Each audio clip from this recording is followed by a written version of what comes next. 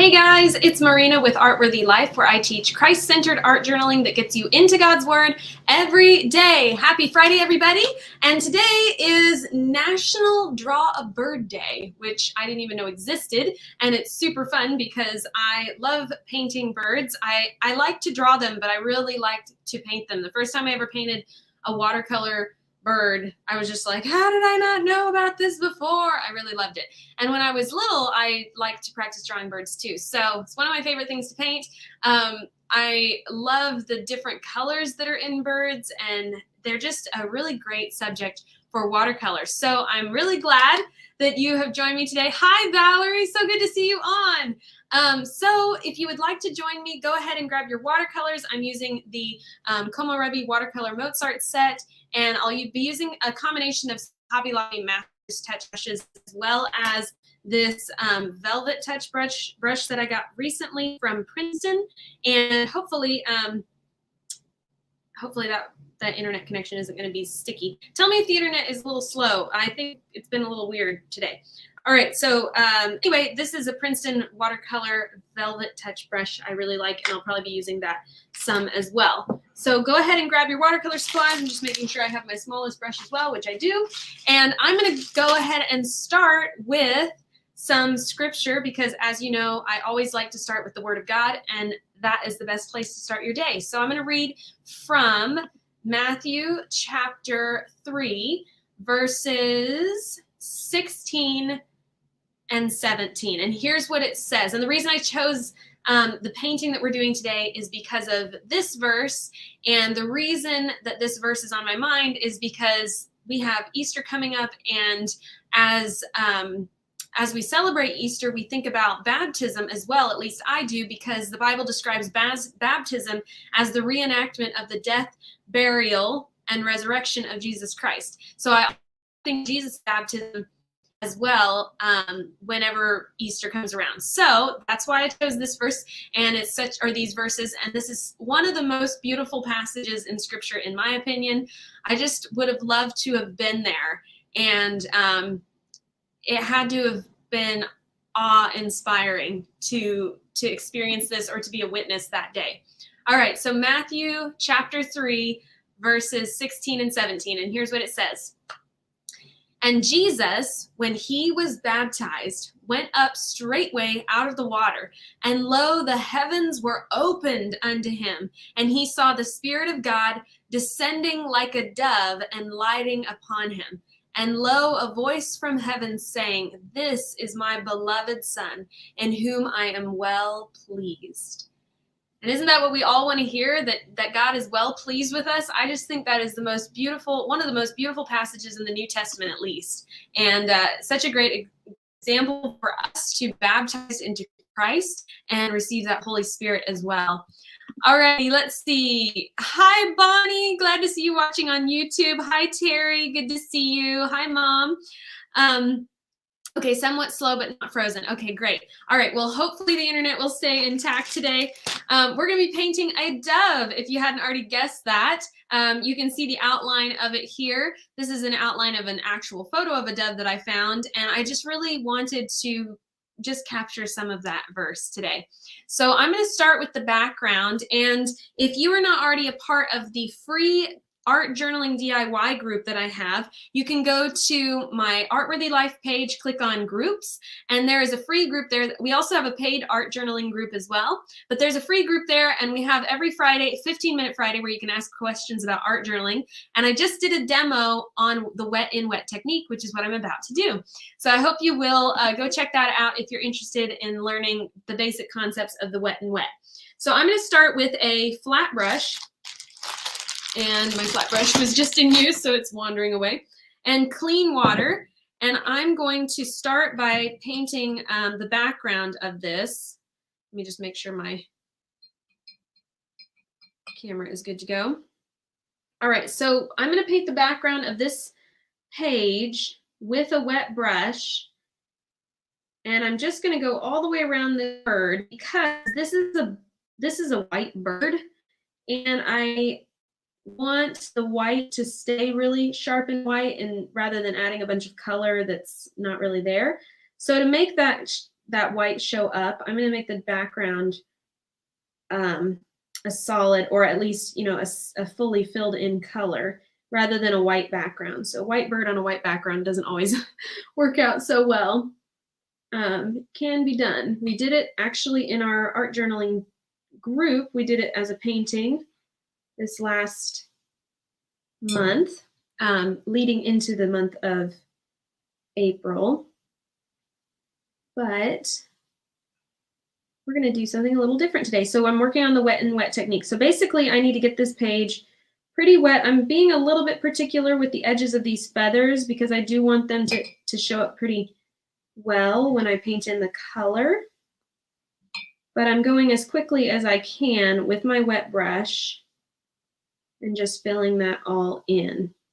I know you guys can't see, maybe you can see a little bit of the shine on the page. You probably can't see how wet that is. It's quite wet.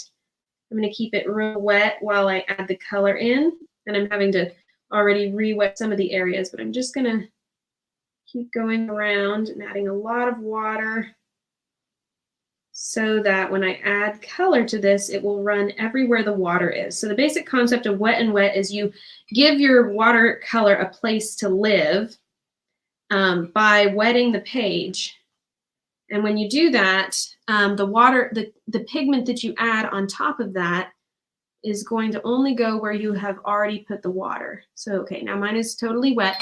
Now what I'm going to do is add some green and a little bit, and I'm going to use the olive green number 45 and a little bit of peak green. I'm just going to mix that together, and I'm going to drop that in all around this bird, starting with the lightest tones. I'm going to go all the way around, and I'm just going to quickly add it. And you will see that color just comes in really cloudy. See how there's no brush strokes? It's really cool how that works. So there's not really any brush strokes happening. I just accidentally touched the tail of the bird, and that's okay. I'm going to have a lot of color going on here, so that won't show up too much. Now I'm just going to blend this around and grab a little bit more and go over the top of this wing. And I'm really being careful to cut into those corners because, like I said, I want the edges of this bird to show up. And if I don't follow those edges and be a little bit particular, they won't show up. So I'm just going to be careful to take the flat edge of my brush and cut into those corners pretty well. And then just pull that all the way out to the edges.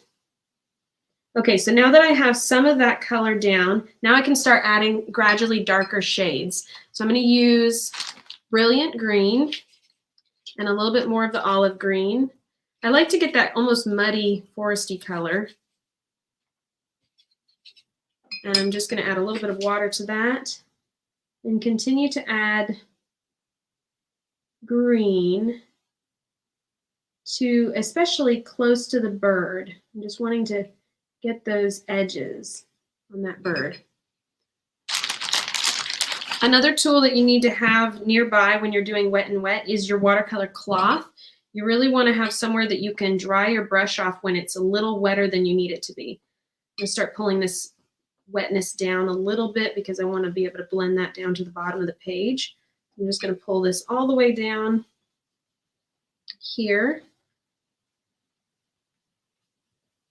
And I'm mostly going horizontal, if you'll notice. All right, now I'm going to add more of that emerald green, which is brilliant green. I always want to call it emerald green because that's what it looks like, but it's called brilliant green in the set. I'm just going to use wet water and pigment to kind of create little clouds of color. So just imagine that you've taken your camera out and you have one of those fancy cameras that takes and kind of blurs out the background. I heard a photographer say it just obliterates the background when you have a nice lens. And so imagine that you're just obliterating the background by I don't know, increasing the f-stop or something like that. I don't know what all the technical terms are. And basically, your bird is in focus, but your background is out of focus. So that's what you're going for. So you can have these like foggy shapes kind of happening in the background, but you mostly want them all to be blurred out. You don't want any crisp edges. And you can just keep adding color in. So I'm going to add a little bit more blue to my green. So I'm just going to let my colors kind of blend together on my palette. And you want to retain some of the lighter areas. Obviously, you just did a bunch of light green. You don't want it to all go away.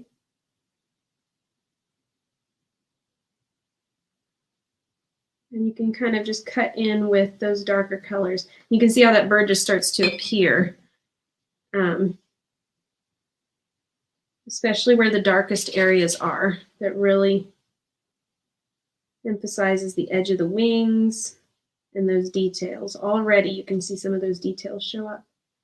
And I know I'm using a bigger brush, but that kind of helps me not get too detailed. So if you have trouble making your background too involved, maybe just try upping the size of your brush, and it kind of forces you to not get too detailed because you can't. You have less control, and so your brush is a little bit more bulky, and it's harder to get those edges to be really sharp. All right, I'm going to bring a little bit of darker, muddier blue down below this bird here. And I'm going to start pulling some horizontal lines in, almost with the intention of kind of like clouds. But again, very subtle, no detail happening. I'm going to come up toward the top and do a little bit more with purple. Pull it down like that. Maybe a little bit across this way.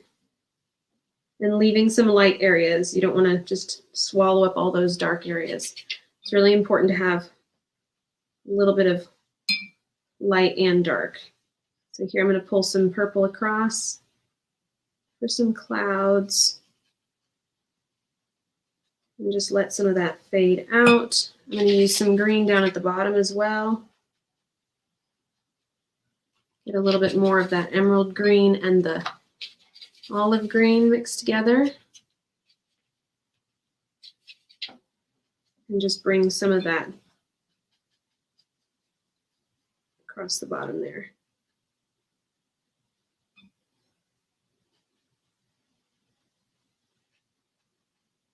Okay, so that is pretty much all we need to happen right there. It doesn't have to be super, super detailed, but see how that gives it the effect of super faded out background. Now we just have our bird to work with, and I do have some edges here that I can clean up. So I'm going to grab my smaller brush, which is my number 4 round. This is by Master's Touch as well, and it is it's the replacement brush I got after I basically used up my Master's Touch brushes, and the this is the Fine Art Studio brand from Master's Touch. It's still Hobby Lobby brand, but it's like an upgrade, a little bit of an upgrade. Let's see, am I missing comments? Okay. Yeah. Do you guys have doves in your area? We had, when we lived in Tennessee, there was always like 2 or 3 doves in the neighborhood, and you could hear them calling to each other. And I wrote a post the other day saying how my dad actually can't really stand the sound. It's not that he doesn't like it, but he doesn't like the sound of the, he doesn't like to hear the sound of the doves because they sound mournful to him. So he doesn't like to hear the call that they make. So you'll tell me if that's true for you too. I think they sound very soothing and calming. They're very sweet sounding. Okay, so what I'm doing is I'm taking a clean wet brush, and I'm just picking up some of the color off of the tail where my brush maybe came in a little too far and bled out into areas where it shouldn't be. And so I'm just taking a clean wet brush, and I'm basically scrubbing it off like an eraser. And I'm just going to do that in a couple of areas where I definitely want those wings to be a little bit more defined. All right, so that's about all I need to do. Now I'm going to go, let me make sure I'm not missing comments. Okay, so now I'm going to go straight into the bird. And as always, or as per the usual, in watercolor, you typically want to go light to dark. So I'm going to start with the lightest shades of color, and those are going to be some light, warm grays. And I'm going to start with the Payne's gray that's in this palette, and I'm going to add a little bit of, let's see, what color is that? Burnt Sienna, which is number 53. I'm just going to use that to create a super light beige color. And then I'm going to clean my brush off, and I'm just going to go over this dove, starting with the wings over here on the left side. I'm going to go over this dove with water, clear water, because I'm going to add some shading, but I don't want there to be any lines right now. I'm not interested in adding detail. I'm just adding shading at this point. So I'm going to fill this wing in with all water, clean water. So again, this is the wet and wet technique, and I'm going to dry it off some of the way so it's not dripping. You don't want puddles, just want wet. And I'm going to use a little bit of that beige. I'm just going to start adding shadow to the edge of these wings. So just the edge and the tip of the wing here. And then I'm going to use a little bit more Payne's gray, and I'm just going to look for areas where I can darken up the wing, create some shadow without totally soaking up all the white that should be happening. I'm going to use a darker gray now with a little bit of black in it and some of that burnt sienna again, and I'm going to come up under these edges of the wing right here, and I'm just going to add a little bit of shading there, and it's all going to kind of bleed out a little bit, but I'm mostly just getting little tints of color. I'll come back and add some more defined shading later. Okay, now I'm going to grab a little bit of purple, and this is violet, number 34. Mix it into what I've already got. I'm all about mixing my colors all together. And just come up under this wing, add a little bit of stripes kind of where the wings are, where the feathers of the wing are. And I'm also going to come right up underneath the neck of the bird just to create some more shadow, a little bit here. I'm just adding like a first preliminary layer of color. Okay, same thing over here on this wing. I'm going to go ahead and do some wet color right there. I'm just going to go ahead and go all the way across to the body, being careful not to bleed into the rest of this wing over here. I'm just going to come over into the head and the eye and the wing. Just pull this wet all the way out into the feathers. And now I'll start to add some of that color. So a little bit of the burnt sienna in the tips of this wing here. And I'm really just barely touching it. So not adding a lot of color right now. Just like a basic foundational layer of shading. And I'm coming up underneath here. There's a second layer of feathers here that I'm kind of dodging. And then now I'm going to actually grab a little bit of blue because of the way the color hits the wing from the background. So I'm going to add a little bit of blue right here where these feathers would be. And then I'm going to add a little bit more of a true blue up underneath here where the dove's body starts to kind of take shape, leaving the breast of the dove a little bit more white. And then just come down into the tail here. Some more blue. So you can see we're painting a white bird, but look how much color is in this bird. A lot of color already, and we haven't even gotten to the other layers of color. Okay, now I'm going to add a little bit of blue and gray. So this is azurite blue and a little bit of Payne's gray. Still really, really light, but I'm going to use this to make the shape of the head. So come up just underneath the chin with some blue. And then I'll also come along the side of the beak like this. And I'm going to keep this less detailed. I'm not going to do a whole lot of detail on the face, but I do want to get like the basic shape of the head. And I'm drawing off my brush. Whenever you see my brush leave the screen, that's me drawing it off on my cloth, my watercolor cloth. Okay, and I'm going to use a little bit of that blue to draw out the tips of these, like, I don't know what you call these feathers. There's probably a name for that. They're on both sides, and they have this interesting, like, extra little feather that is up there. It's really cute. Okay, fill in that beak a little bit. And now we'll do the tail. So the tail is white and black. I'm going to fill in all of that with water. Still doing the wet and wet technique a lot. And then I'm going to take gray. So this is going to be Payne's gray and a little bit of deep blue. Okay, I changed my mind. I want Payne's gray and burnt sienna, just because that area is a little bit more of a soft gray. Okay, and I'm just going to add a little bit of shading on these feathers here. I want those to be a little warmer. Let me add a little bit more of the burnt sienna, and then I'm going to use a little bit of that same gray along the sides, and this is basically where the feathers like overlap, so they shade each other a little bit. And now I'm going to use some gray and come in with the first layer of black that this bird is going to have. And I have to go around the feet because there's some little feet here. Those feet will be a different color by the time we're done. And I'm just going to come in with one layer of black around these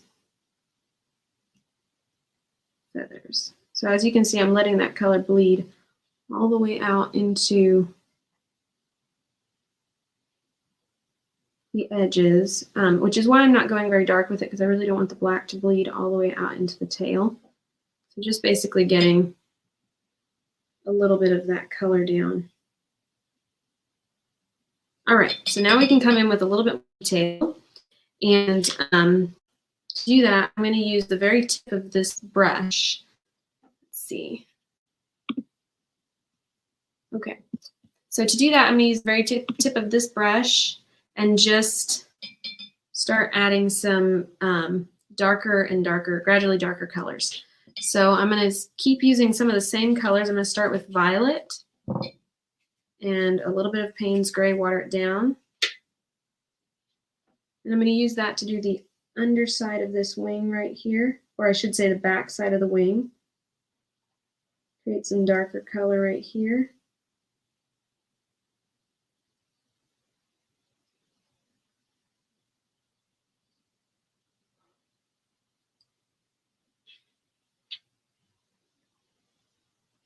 And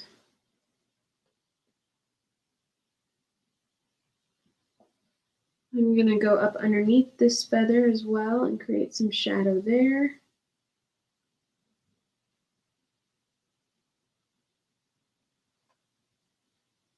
And the edge of this wing I'm going to leave white. But you'll see we can keep adding some shadow up under this wing to create the shape of each of those little feathers. So I'm just going to go, this is dry now, so now we're doing wet and dry, or wet on dry. And what that does is it allows us to control better where the color is going.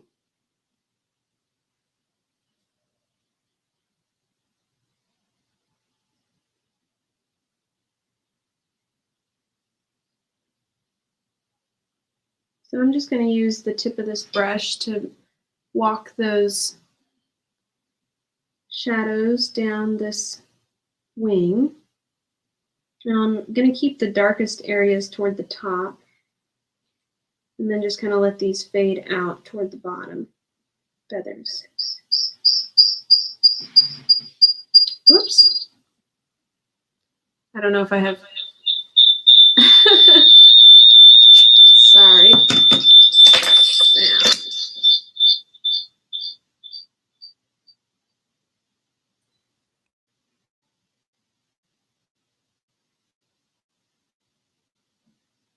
Sorry, guys, technical difficulties real quick.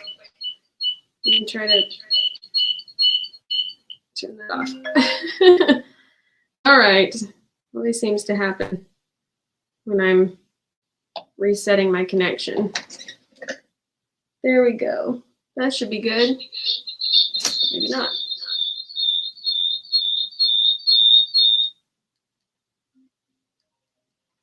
All right.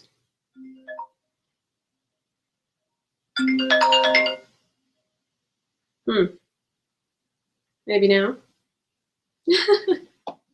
I don't know. I hope so. Okay. How's that sounding? I think that works that time. All right. Here we go. Back to it. So we've done like these layers of shading. Now we're slowly adding more detail. So let me go ahead and pick up where we left off. So this is one thing you want to keep in mind as you're blending colors and things is that if you have two areas that need to somewhat match, you may need to go back and forth between them so that your colors don't vary too much. So I'm mixing purple and brown and getting this interesting shade. So what I need to do here to this side while I'm using it over here, and I need to use it on this side as well. So I'm going to use the same color over here while it's mixed up and just go in with that color before my color dries up or I use it all or whatever. So I'm going to go ahead and go on the edges of these wings.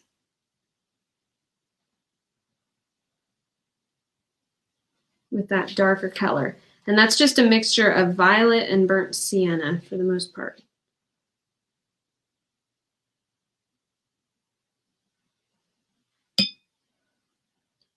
Kind of giving it that soft lavender color, which I really like. And then as I'm pulling this down, I'm trying not to go too much into this area because there's some greens and stuff in there that I'll want to pull out later. Okay, and as I come down, the color transitions a little bit more to like a bluish green. So I'm going to water that down, add a little bit of blue to it, and just let these wings, or these feathers, just kind of be a slightly different color.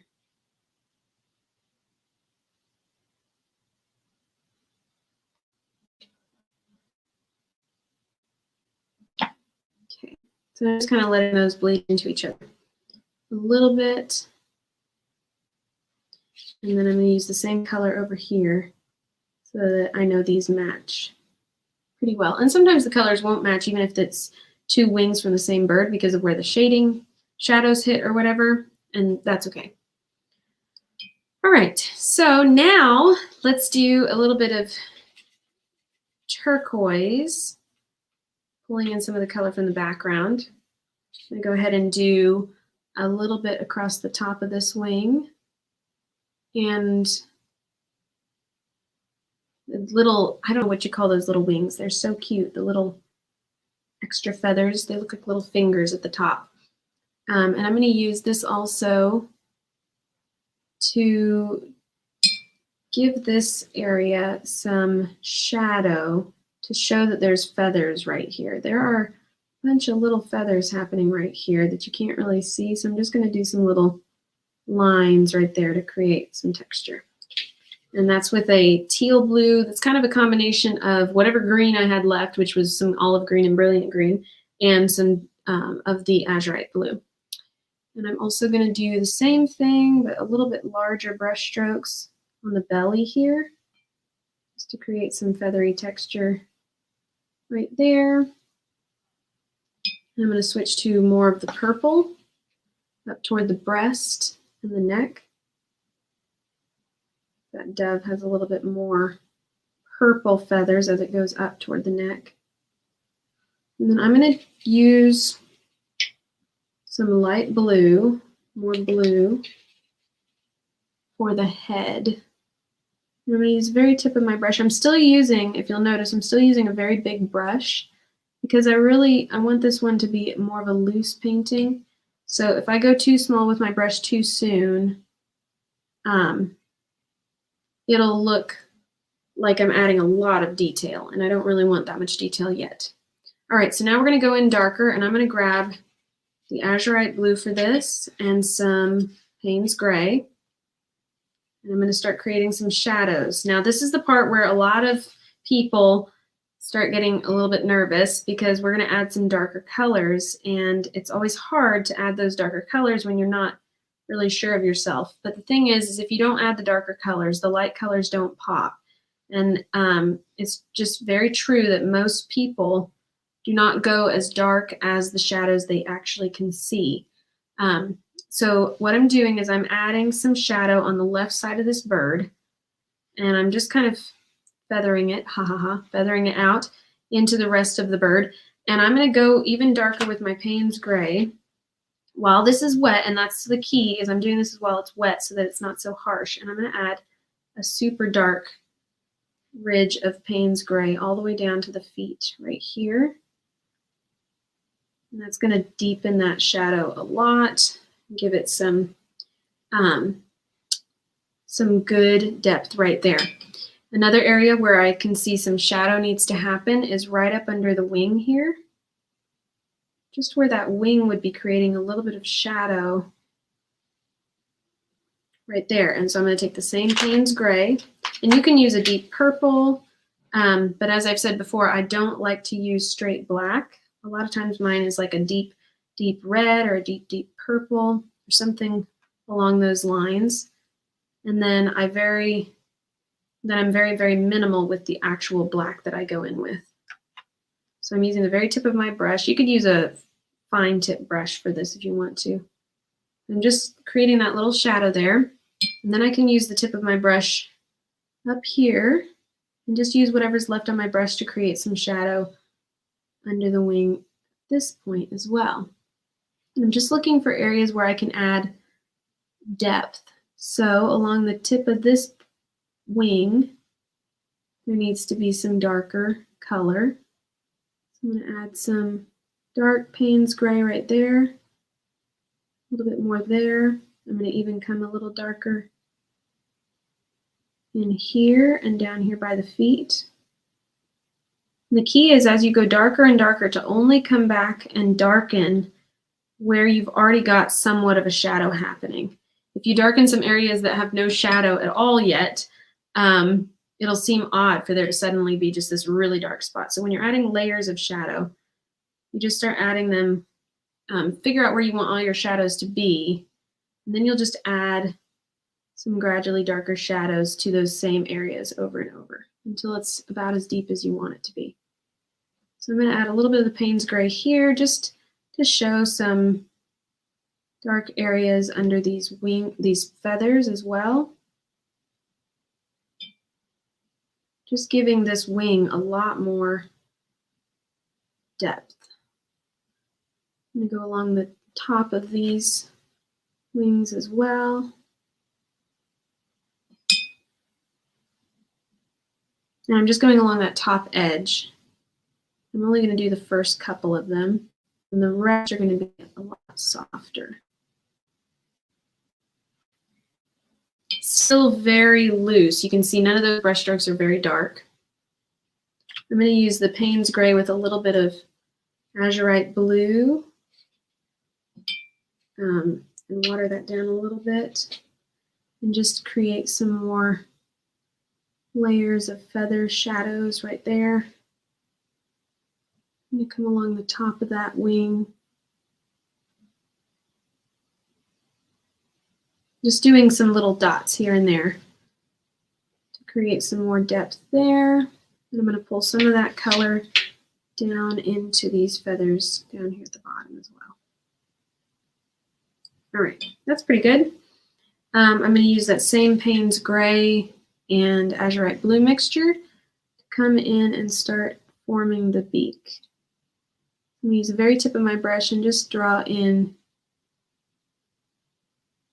that beak a little bit. And it doesn't need to be very detailed, so I'm not going to go very far with that. And give it a little freckles around its eyes, and then draw in some feathers down here by the neck. Maybe pull just a little bit down here. All right, that looks pretty good. I'm going to let that dry before I do anything more to it. Now I'm going to start doing over here what I've already done on this side with the darker colors. So I'm going to start with some of the purple and burnt sienna, just kind of mix those warmer colors together. I'm going to come along the top just like I did on the other side, give it some darker shadow. I'm going to give this little guy some shadow there and maybe over here. I'm just going to pull that same shadow down. And these feathers are shaped such an interesting way, so it's a little interesting to try to capture that. And they're also, like I said, they're layering over top of each other, so they're creating these like little overlapping areas. But I'm not too worried about getting all that detail. I'm just going to get the gist of it. And now I'm going to do a little bit of turquoise up underneath this wing as well, because we have that going on the other side.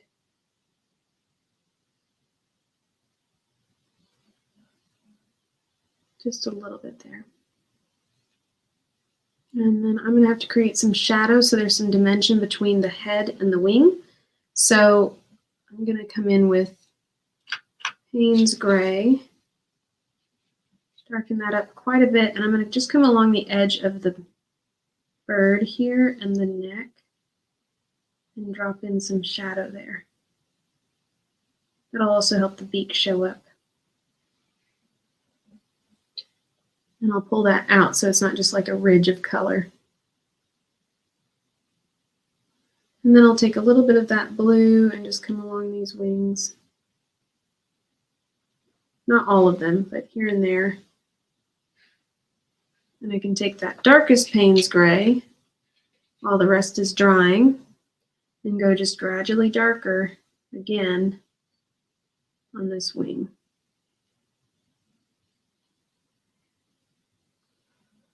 All right, so now I'm going to do the little ring on the neck of this bird. This is like the ring-necked dove. So I'm going to do that little ring there, and I'm also going to come in with the Payne's Gray and start working on the little eye.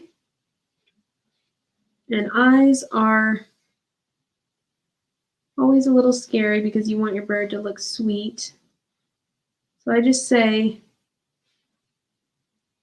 drop in some color, do the little dot to make the eye the shape you want it. But when it looks okay, just pull back and stop, because if you keep going, even if it looks not perfect right now, if it looks okay, I just say stop while you're ahead, let it be, because it's better for it to be, you know, good, okay, than to have a big blob that you have to fix. So I like to just kind of get it where it looks okay, and then I pull back and I stop. And that has helped in the past to get the bird to look good.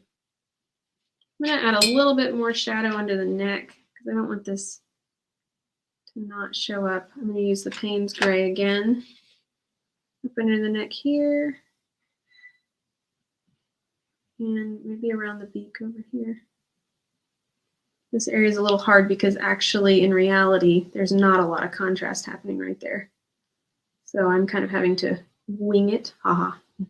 There's so many puns in this one.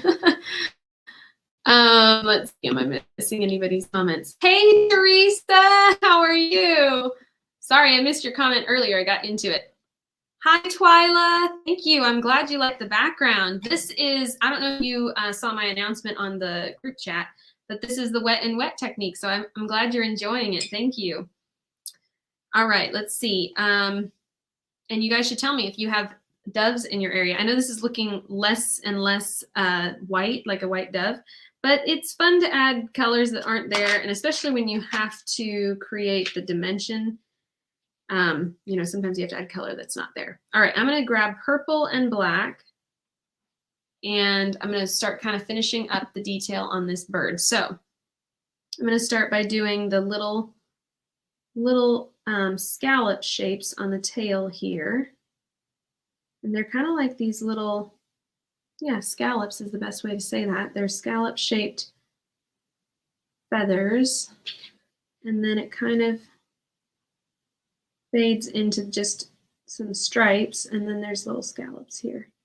I'm just going to do that little bit of detail there and pull up toward the tail like that. And then I'm going to water my brush down and do some of these little stripes. There's some interesting little stripes on these feathers. Pull that down. I'm just using the very tip of my brush. So you can also use a fine tip liner brush if you'd prefer for this step. I'm just going to pull this down a little bit. And then over here it just kind of blends a little bit more. Okay. So that's pretty good for the tail. I don't think I'm going to go much more detailed than that. I'm going to keep it nice and loose still. And then I'm going to come in a little bit more with black. Up underneath here, I'm especially wanting to create a shadow at the very tip of here because the wings have a nice dark edge to them at the very end. And then I'll just kind of fade those in with my brush. With a clean wet brush, you can kind of fade in these darker colors. All right, let's see, I'm going to use same purple and black mixture and come in with that again over on this side.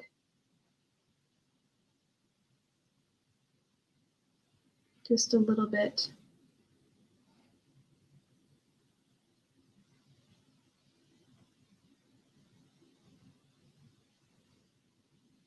All right, that's pretty good. A little bit darker than you'd expect for a dove, but in the photo that I was using, the dove shows up very shadowed. So there's a lot of shadow happening in this picture. Let's see, do I have anything else I want to add to this? I think I may do just a little bit across the top of the head.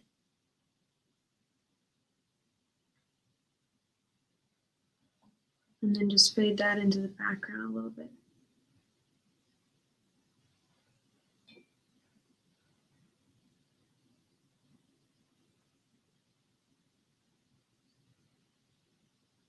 Keep the head looking nice and smooth.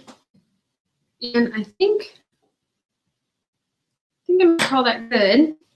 Let's see, I'm going to use my liner brush and now just come along with this darker color. And anywhere where I think it needs to be a little bit more crisp, I'm just going to come along the bottom of these wings and create an edge, which I wouldn't normally do, except that the edge of this wing is quite rounded. And when you're using like the watered down color like this, sometimes that gets lost. So I really want to create the rounded edges on the edge of this wing. So I'm just going to come along with my brush and clean up that edge a little bit.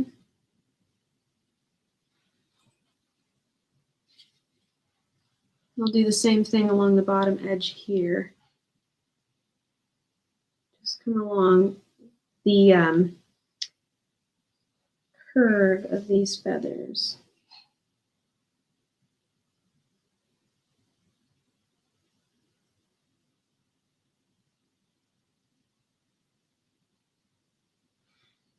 Like that. I just want the background to be a little bit more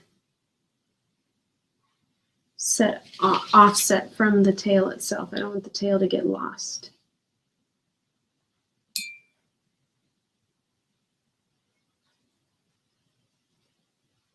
And then as you can tell, I'm adding lots of water, and that'll help that edge not look like a crisp edge.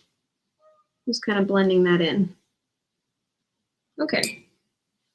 And I think that's all I'm going to do. So there is the bird for today. And last but not least, I'm going to add the scripture to the bottom here. So the verse that we read today goes perfectly with this. Let me just go ahead and give myself some outline to follow. I love this little stencil. I found this at Hobby Lobby, and then I cut it out from a larger stencil so that I could use it all the time. I'm going to give myself some lines. If you want your journaling to look way better, way faster, use a stencil like this. It immediately makes it all look so much better. And I'm going to do the lettering for the featured word a little bit bigger. And I'm just going to do the word dove. Let's see. I'll grab my Azurite blue and mix in a little bit of brown to mute it a little bit. Okay. So whenever I do lettering with my brush, I like to use, or with my paintbrush rather than a pen, I like to use a little bit more pigment. And we're just going to do the word dove. I'm going to do it kind of in the middle here. And then I will do all of my journaling, or all of the rest of the verse, around this one word. I forgot my disclaimer. This is the part of the show where Marina stops talking, because if Marina talks while she writes, she misspells words on live. And sometimes it doesn't even work for me to stop talking, as you guys saw last time. Okay.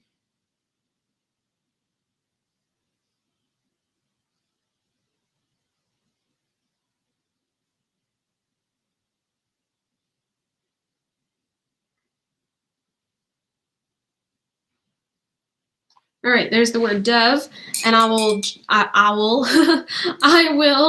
it's a dove, not an owl. I will the rest of the verse around that and then fill in the rest. Hey, Jackie, I'm so glad to see you. Thank you for being on. All right, so let me go ahead and pull this off. Let's see if I can pull this off. Let me go ahead and pull this off and show you what this looks like. This is my favorite part, is pulling the masking tape off. It's so fun. Let's see if I can, oops, you guys see that? All right. This is washi tape actually, but it works great for masking tape. I'm going to pull this off. I left a larger margin on the right-hand side so that I could do some journaling on this side. So I'm going to probably put the date there or something like that. But that's all I have for you guys live today. I hope you enjoyed this art journaling demo. If you did, please go ahead and give it a thumbs up and tag someone that you think would enjoy this, especially if they have not tried the wet and wet technique. We did a lot of that today. So go ahead and tag someone that you think would enjoy it. You know what I just realized? My bird has no feet. Hang on a minute. I always am like, what is it missing? Okay, I'm gonna grab some purple and my 20-aught brush, which is what I used for the lettering, and just give it some little feet real quick. I'm gonna do some horizontal lines and then pull down in little points. It doesn't need them to be very dark. I want it that purple color. There we go. Now my bird has feet.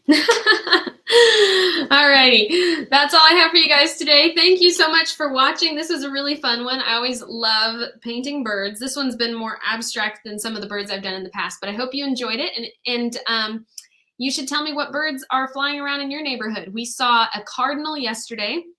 We saw a bluebird out front, and I keep hearing, where did I hear that? I was watching a movie and I heard the Swanson's thrush. So a while back, I painted a Swanson's thrush because, long story short, I kept hearing it when I was at work, and I didn't know what kind of bird it was. And it was one of the ladies in my paint party who ended up telling me. So Really, really fun. Tell me what birds are flying around your area. And thank you again for joining me. I hope you have a very blessed Friday and a great weekend. And I will see you next time right here at Artworthy Life every Friday. Alrighty. Take care. Bye. Take care, guys. Bye.